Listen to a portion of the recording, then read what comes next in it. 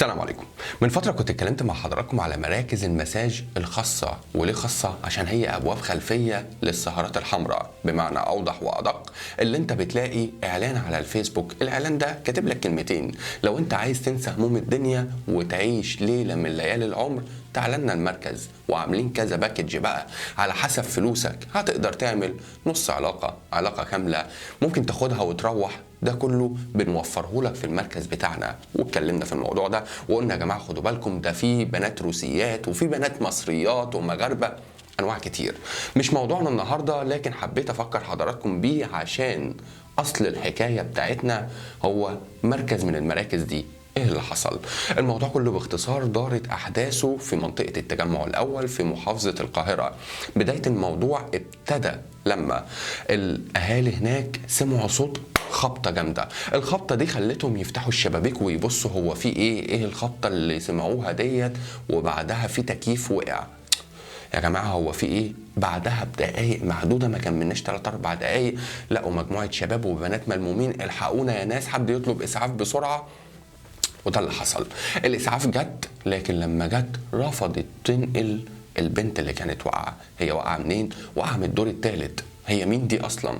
هنا هتبتدي بقى فعلا الحكايه بتاعتنا. اصل البنت ديت كانت في شقه، الشقه دي تم استئجارها مجموعه شباب، 3 بنات و3 شباب، هم الستة قاعدين مع بعض. بس قاعدين قاعده عاديه؟ لا، ده كانوا فاتحين الشقه ديت مركز مساج، ده الاسم بتاعها، لكن الحقيقي من جوه سهرات حمراء واي حاجه انت عايزها. طب ايه اللي حصل؟ البنت دي وقعت من الدور الثالث، مين اللي رماها ولا ايه اللي حصل؟ هنا رجال المباحث لما حضروا للمكان ابتدوا يفرغوا كاميرات المراقبه، وعندنا 3 كاميرات مراقبه رصدت الموضوع وكشفت الحكايه ان البنت دي هي اللي فتحت الشباك وهي اللي نطت، وهي بتنط وقعت دماغها، وقعت على تكييف، التكييف ما استحملهاش، هي وقعت والتكييف وقع فوقيها. البنت حياتها انتهت. لكن الحكايه ما انتهتش، احنا عايزين نعرف مين البنت دي وايه اللي حصل يخليها ترمي نفسها بالطريقه دي.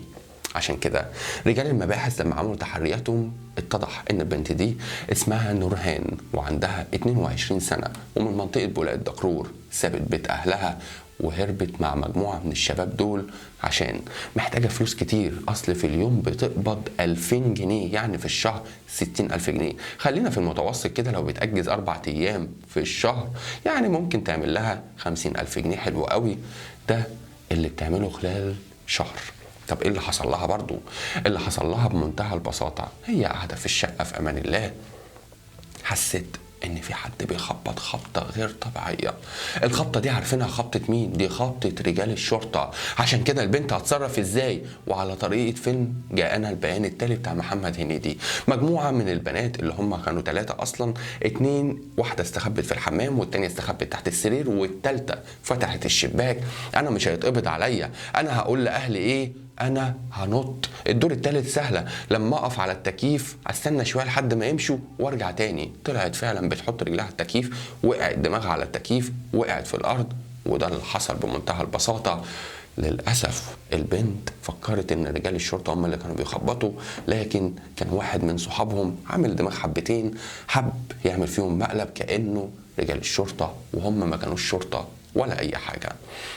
دي كانت نهايه نورهان. بنت قررت تمشي في السكة الغلط وطريق الحرام، وكانت نهايتها عبرة للكل، عبرة لباقي البنات اللي معاها والشباب اللي كلهم اتقبضوا عليهم طبعا، وعبرة لأي واحدة هتمشي في سكة الحرام. أي واحدة اختارت الطريق ده خدي بالك، الطريق ده ممكن هتاخدي فلوس، ممكن وجايز، لكن الفلوس دي هتتصرف عليها، هتتصرف لما يتقبض عليكي هتلاقيها كلها طارت. الفلوس دي هتتصرف على صحتك، ما انت هتمرضي. الفلوس دي اصلا فلوس حرام وما فيهاش بركة. الفلوس دي غلط اللي انت تفكري اللي انت بتعملي حاجة صح. انت اللي بيختار الطريق ده نهايته معروفة من بداية الطريق ايا كان شكلها. بس اتمنى ان نورهان تبقى عبرة، اتمنى ان القصة دي تفرق مع اي حد بيشوفنا، اي حد يعرف ان الحرام له نهاية. ويا رب احسن ختمتنا عشان ما نقابلش وجه كريم على اخر حاجة احنا كنا بنعملها وهي الغلط.